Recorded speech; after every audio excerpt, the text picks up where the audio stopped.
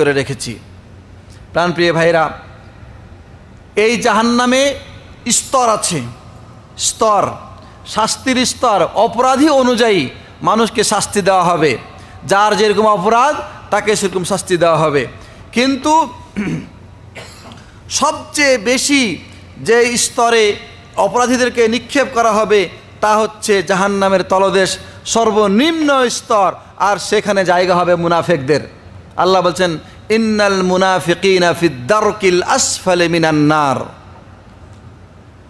নিশ্চয় মুনাফিকরা জাহান্নামের সর্বনিম্ন স্তরে থাকবে, জাহান্নামের সর্বনিম্ন স্তরে থাকবে। কাব রাদিয়াল্লাহু তাআলা আনহু বলছেন যে জাহান্নামের ভিতরে একটা কূপ আছে, এটার দরজা এখনো খোলা হয়নি, এবং এর মধ্যে যে কি শাস্তি আছে জাহান্নামের অন্য কোনো অংশ জানে না। এজন্যে প্রত্যেকক্ষণ প্রত্যেক সময় জাহান্নামের অন্যান্য অংশগুলো আল্লাহর কাছে আশ্রয় প্রার্থনা করে ওই যে কূপের, ওই জাহান্নামের কূপের মধ্যে যে শাস্তি আছে, যে ভয়াবহতা আছে সেটা থেকে। এক জাহান্নামের অংশ আরেক জাহান্নাম থেকে আশ্রয় প্রার্থনা করে আল্লাহর কাছে। সেই জাহান্নাম হচ্ছে সর্বনিম্ন স্তর, এবং সেখানে রাখা হবে মুনাফিকদেরকে। এটা হচ্ছে জাহান্নামের সর্বনিম্ন স্তর। আর সবচাইতে এটা জাহান্নামের সবচাইতে নিচের স্তর, যেখানে শাস্তি সবচাইতে বেশি, আর জাহান্নামে যেখানে সবচাইতে কম শাস্তি। সে সম্পর্কে বুখারী শরীফে হাদিসে রয়েছে, আল্লাহ নবী সাল্লাল্লাহু আলাইহি সাল্লাম বলছেন যে একজন লোক, তাকে দুইটা জাহান্নামের আগুনের ওপরে, পাথরের ওপরে তার পা দুটো রাখা হবে, এবং এই কারণে ওই ব্যক্তির মাথার মগজ পর্যন্ত টকবক করে ফুটবে এবং গলে গলে পড়বে। এটা সবচাইতে কম শাস্তি, জাহান্নামীদের মধ্যে সবচাইতে কম শাস্তি এই ব্যক্তির। তাহলে চিন্তা করে দেখুন, এর চাইতে বেশি শাস্তি আরো কত কঠিন। এই জাহান্নামে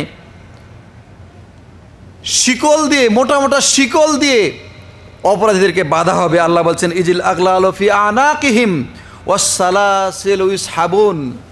জাহান্নামীরা জাহান্নাম থেকে পালিয়ে যাবে, এই ভয়ে তাদেরকে জিঞ্জির দিয়ে বাঁধা হবে তা নয়, বরং জাহান্নামীদের শাস্তিকে আরও কঠিন করার জন্য, তাদেরকে আরও লাঞ্ছিত অপমানিত করার জন্য জেলখানার ভিতরে জেলখানা, তাদেরকে জিঞ্জির দিয়ে বেঁধে রাখা হবে, এবং মোটা মোটা জিঞ্জির দিয়ে তাদেরকে টেনে হিঁচড়ে নিয়ে যাওয়া হবে। আল্লাহ বলছেন, সে যে জিঞ্জির, সে লোহার জিঞ্জির, তার পরিমাণ কীরকম? আল্লাহ বলছেন, সুম্মা ফি সিলসিলাতিন যারউহা সাবউনা যিরাআন ফাসলুকুহু। সেই জিঞ্জির হবে এত মোটা, 70 গজ মোটা। জিঞ্জির হবে 70 গজ মোটা, তার মোটাটা 70 গজ। এটা একটা মোটা কতটুকু? আপনার হয়তো 2 ইঞ্চি হবে। এরকম 70 গজ মোটা জিঞ্জির দিয়ে অপরাধীকে জাহান্নামের মধ্যে বেঁধে রাখা হবে।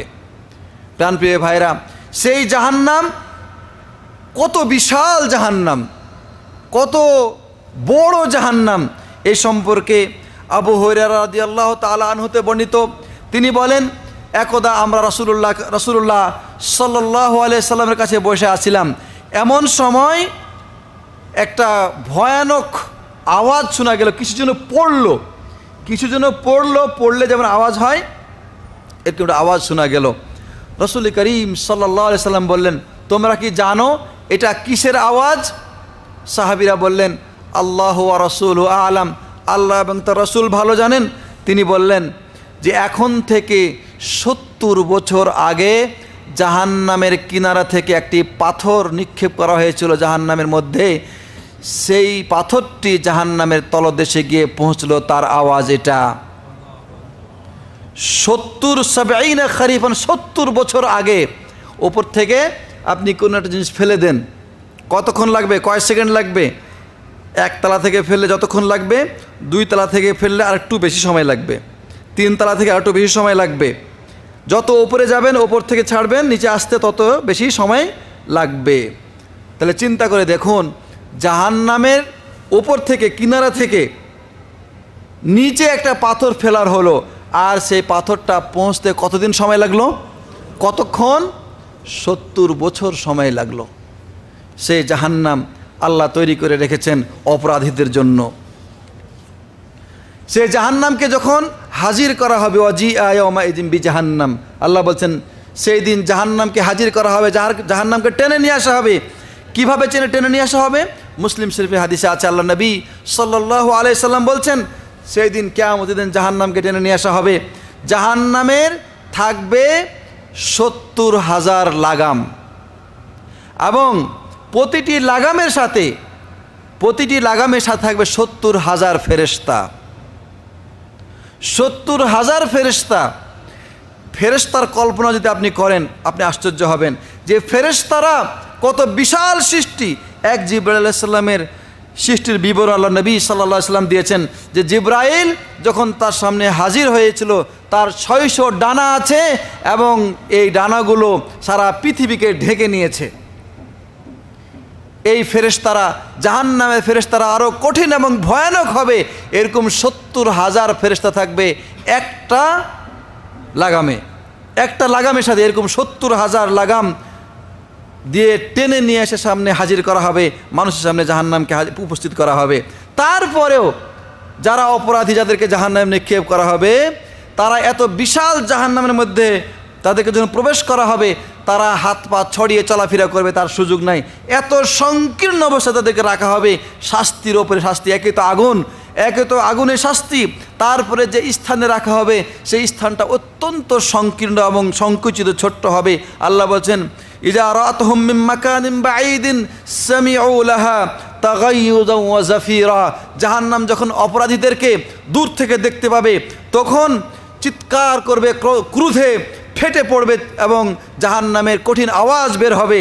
ওয়াইজা উলকু মিনহা মাকানান দায়্যিকাম মুকাররারিনা দাউ হুনালিকা সুবুরা। যখন তাদেরকে নিক্ষেপ করা হবে, সংকীর্ণ স্থানে তাদেরকে রাখা হবে এবং শৃঙ্খলাবদ্ধ করে রাখা হবে, জিনজির দিয়ে বেঁধে রাখা হবে, তখন তারা নিজের ধ্বংসকে ডাকবে, বলবে, হায় আমি ধ্বংস হয়ে গেলে ভালোই হতো, আমার মৃত্যু হলে ভালো হতো। আল্লাহ বলছেন, লা তাদউল ইয়াওমা সুবুরান ওয়াহিদা ওয়াদউ সুবুরান কাসীরা। নিজেদের ধ্বংস একবার ডাকলে হবে না, বারবার ধ্বংস ডাকো, কিন্তু তোমাদের কোনো ধ্বংস হবে না।